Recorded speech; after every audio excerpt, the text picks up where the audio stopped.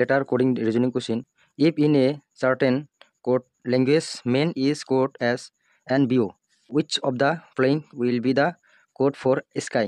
যদি হে এই মেনৰ দ্বাৰা এইটো হয় NBO, তেন্তে সিমিলাৰলি একে পদ্ধতিতে স্কাইৰ হলনি কি হ'ব এইটো সুধিছে। তোমালোকক একেবাৰে শৰ্ট ট্ৰিক্সত দেখুৱাই আছো। সলিউশন এইটো লিখি ল'বা, আগত এইটো ওপৰত লিখি ল'বা, তাৰ তলত এইটো মেনৰ তলত এইটো লিখি ল'বা, এনটো লিখি ল'বা, NBO।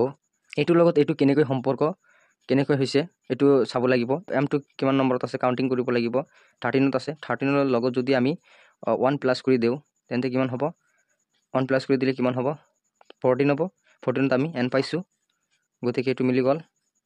আৰু এইটো কিমান নম্বৰত আছে? 1 নম্বৰত। 1ৰ লগত যদিহে আমি +1 কৰি দিওঁ তেন্তে 2 হ'ব। 2ত কি আছে? b আছে।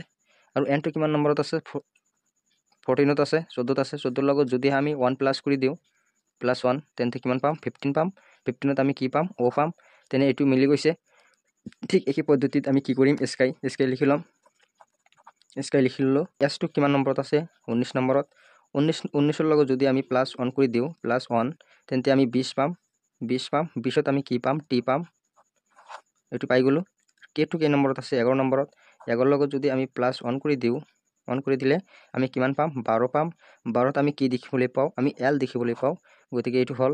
আৰু y2 কিমান নম্বৰত আছে? 25ত আছে। 25ৰ লগত যদি আমি +1 কৰি দিওঁ, +1 কৰি দিলে আমি কিমান পাম? 26 পাম। 26ত z আছে।